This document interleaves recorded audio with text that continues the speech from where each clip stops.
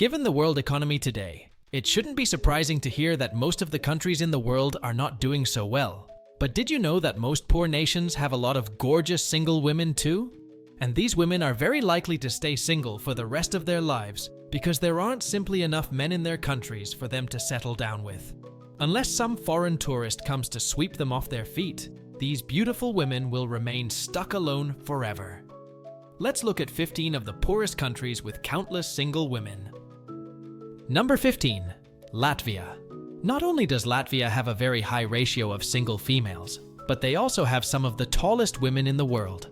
That doesn't mean they're not pretty, because the women of Latvia are some of the most beautiful anywhere. But overall, the Latvians have a very small population, as there are less than 2 million of them in the world, out of which 54% are women. Latvia was the most industrialized of the 3 Baltic states, but after independence from the Soviet Union, most of its industries were privatized. This created an imbalance in the economy of the country. These days, they rely heavily on trade from other European countries. However, Latvians have recently adapted and are one of the leading places in the world of entrepreneurs. They have one of the highest internet speeds and are using it to great effect. The fact remains that women far outnumber men in Latvia. While more boys are born in the country, the male mortality ratio is very high. Women dominate in education as well, which results in even fewer eligible men in Latvia. For these beautiful women, there are simply not enough men who can understand and respect women, so these ladies end up single for most of their adult lives. What do you think about Latvia? Let us know in the comments. Number 14. Armenia. Armenia has the highest female-to-male ratio in the world, with 55% women. But the women here are truly breathtaking. Even Mark Twain was smitten with their beauty and wrote about them in his book, The Innocents Abroad. The most shocking thing in Armenia is that sex-selective abortion is still practiced in the country. More boys than girls are born, but due to a mixture of high mortality rate and men leaving Armenia for employment opportunities abroad, women are often left alone. This mostly includes a population between the ages of 15 to 29. Domestic violence is also a very common cause for women opting to stay single in Armenia. According to a UNHCR report, more than 8% of women reported cases of domestic abuse or violence. The actual numbers may be even higher. The country hasn't been doing all that well financially. It is landlocked, which makes it dependent on its neighbors to trade, which include Turkey, Iran, Georgia, and Azerbaijan. Even though Armenia was once huge, its borders are now limited to a smaller area. This is because of years of Ottoman and Soviet invasions. Armenia largely relies on the export of liquor. Some of the best wines and the oldest wineries in the world are still made in Armenia. The Ararat brandy was a favorite of Winston Churchill's, and it is said that he ordered 400 bottles of it every year. Have you tried Armenian brandy? Tell us what you think in the comments. Number 13. Belarus. Sandwiched by Poland, Latvia, Ukraine, Russia, and Lithuania, Belarus is another landlocked country on the list. It is often referred to as the lungs of Europe, as almost 40% of Belarus is covered in forests. It was once part of the Soviet Union, but it gained independence at the end of the Cold War. However, Belarus has not been able to stabilize itself economically. It depended largely on the Soviet Union, but after independence, it has struggled. Belarus was also badly affected by the recession in 2008, as its manufacturing industry suffered more than anything else. The women in Belarus have broken into the top 20 most beautiful in the world. The ratings were based on international beauty contests, such as Miss World and Miss Universe. However, there is a huge problem with gender equality in the country. For more than 30 years, Alexander Lukashenko has been the president of Belarus. He has often gone on record to make misogynistic and sexist remarks. He claims that women cannot hold leadership positions in the government because they would be unable to bear the burden. This led to countrywide protests in 2020 and 2021, where women activists were especially threatened with rape and violence. Even though the women in Belarus outnumber men by almost 800,000, they don't feel safe in the country. The authorities have been given free rein to use any means necessary to deny women their rights. What do you think of Belarusian women? Share your thoughts below. Number 12. Ukraine. Ukraine is the second largest country in Europe in terms of area. It stretches almost at 250,000 square miles, which is twice the size of Italy. Since its independence from the Soviet Union, Ukraine has suffered economically. It started to recover at the start of the 21st century, but conflict with Russia has taken its toll on the country. It was once known as the breadbasket of Europe because of its wheat production. The country heavily relies on its agriculture and also produces sunflower seeds which are exported around the world. However, the war has hugely impacted their economy, and women have suffered more than anyone. According to reports, almost 60% of women have been displaced from their homes and are forced to seek shelter elsewhere. There is also increased violence against women, as soldiers have been known to rape them without remorse. Even though the country was making efforts to make living conditions better for women before the war, Ukraine was far from an ideal place for females. UNFPA reported that a staggering 75% of women had reported cases of some form of violence. The country was already notorious for human trafficking, and the war has only increased those numbers as well. Ukrainian women are stunning without a doubt, but they are seeking to lead peaceful lives away from war and the existing issues within their own country. There are some stereotypes about them that are not true. They do have stunning bodies mostly, but that doesn't mean that they are all submissive or gold diggers. Number 11. Moldova. Moldova is probably the least visited country in Europe. The region was first under Ottoman rule, but then the Russians took over, so their culture and traditions are largely influenced by Russia. It only shares borders with Ukraine and Romania. The women in Moldova are known for their loyalty and traditional family values. That is what makes them attractive lifelong partners to most men. Even though the country is small with limited economic freedom, people prioritize education over everything else.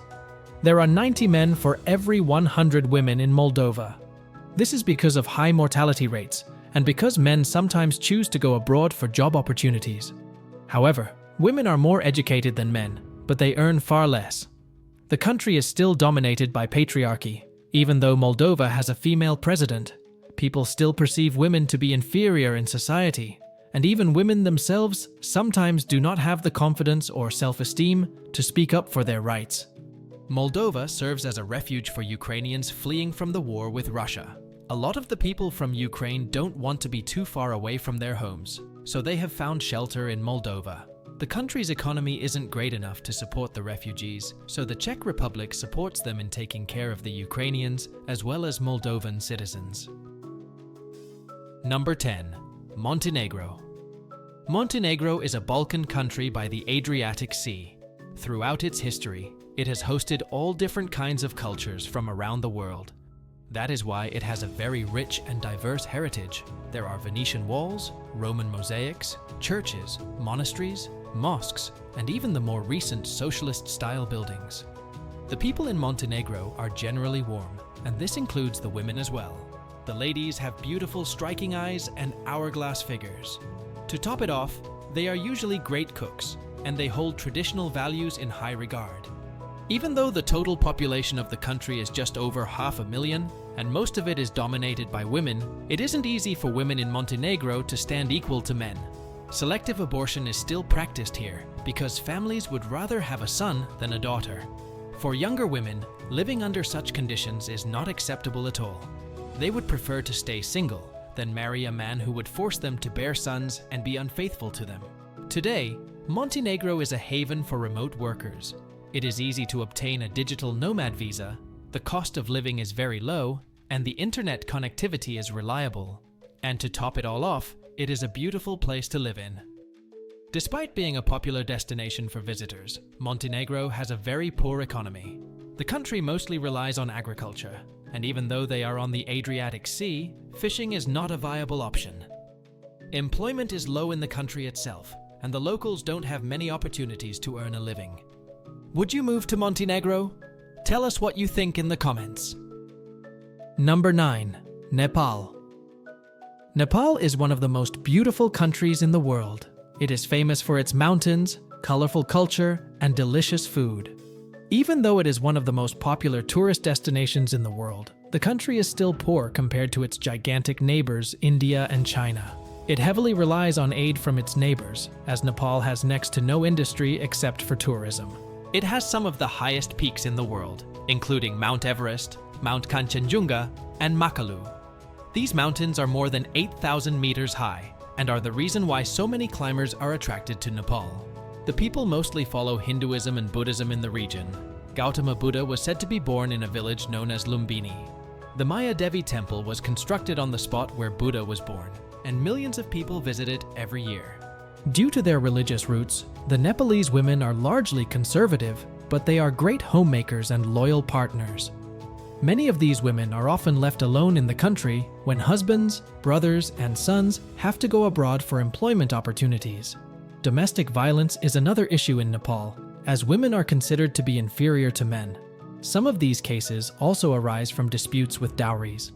The practice may have been abolished in most of the world, but women can't hope to find a husband unless they can provide him with a substantial dowry. Number 8. Kazakhstan. The word Kazakh translates to wanderer, so Kazakhstan is the land of wanderers. People here are proud of their independent nature, and that is why it has more than 120 ethnicities living together. The largest of these are Kazakhs, Russians, Ukrainians, and Uzbeks. It is also the largest landlocked country in the world. It might not sound such a big deal at first, but Kazakhstan is the 9th largest country in the world by area. But the people here are not financially stable. Most of them work on agricultural lands or raise livestock. Few are given opportunities in the manufacturing industries, as it is mostly dominated by Russian and Ukrainian workers.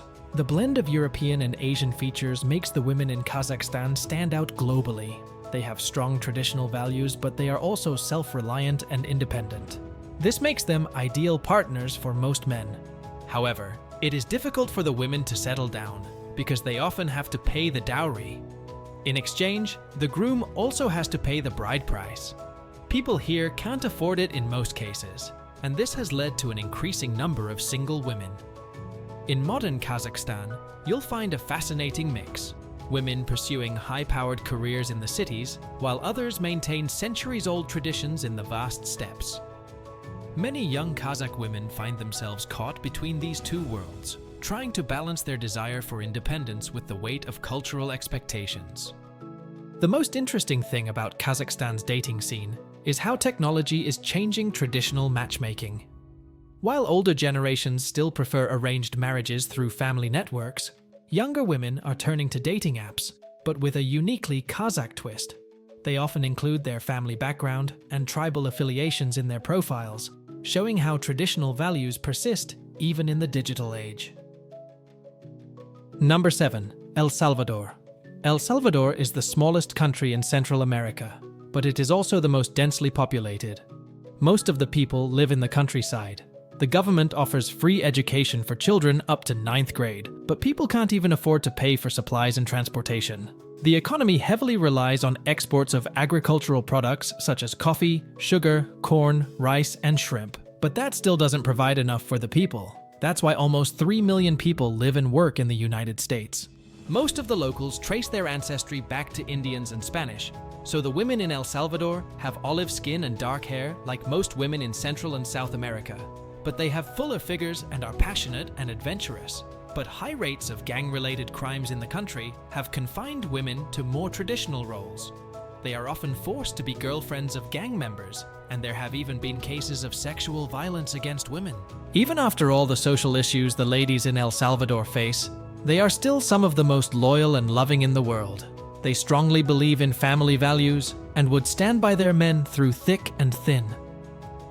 What's particularly heartbreaking is that many Salvadoran women find themselves raising children alone while their husbands work abroad.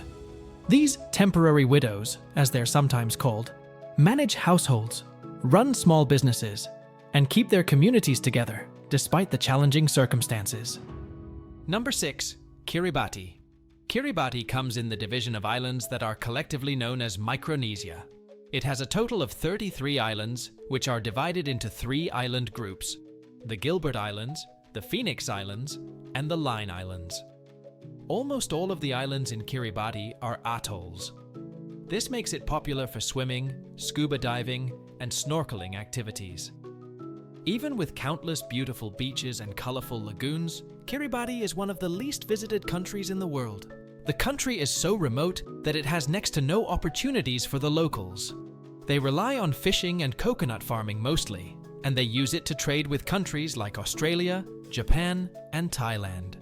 More recently, a major source of income for Kiribati has been licensing fees from foreign fishing fleets. The local population is just a little more than 100,000, and most people stick to their traditional customs and practices. Family life is of the utmost importance in Kiribati, and people enjoy sports like canoe racing, volleyball, and soccer. Women are central figures in their community and family life, but because they are so remote, gender equality is almost unheard of in Kiribati. There are only 3 female members of the Kiribati Parliament. Even with a central government, each island has its own customs, some of which disregard a woman's right to hold property. But here's what makes Kiribati's situation unique. It's literally disappearing. Rising sea levels threaten to submerge this nation within decades, creating a generation of women who not only face traditional gender barriers, but also the very real possibility of becoming climate refugees. Many young women are caught in an impossible situation: stay and maintain their cultural heritage on disappearing islands, or leave to find opportunities elsewhere, knowing they might never return home. Did you know about Kiribati? Leave your comments below. Number 5. Malawi. Often dubbed as the warm heart of Africa, Malawi has some of the friendliest people on the planet. Almost half of the locals live below the poverty line, and 70% of these are women. They don't have stable jobs or businesses to support themselves. Even then, the people of Malawi are happy to greet visitors with a smile. This includes women as well, who are friendly and open with family and friends. They are also very open-minded, welcoming, and generous. However, women in Malawi have limited opportunities when it comes to education and employment. They are generally viewed as homemakers, and their roles in society are very restricted. 1 in 4 women have experienced some kind of domestic violence or abuse. Malawi has been impacted a lot by HIV/AIDS through the years. In 2017, it was estimated that more than 1 million were living with AIDS. This, combined with an unstable political system, has created a lot of problems for the country. But here's what makes Malawi's situation particularly unique. While the country struggles with poverty, its women are becoming increasingly educated. There's a growing generation of young Malawian women who've completed their education but find themselves in a society that hasn't quite caught up with their ambitions. These women often face a difficult choice: settle for traditional marriages where they might be undervalued, or remain single while pursuing their dreams. The contrast is striking. You'll find women running successful businesses in the cities while their sisters in rural areas still struggle for basic rights. It's created an interesting social dynamic where some women are breaking barriers while others remain bound by tradition.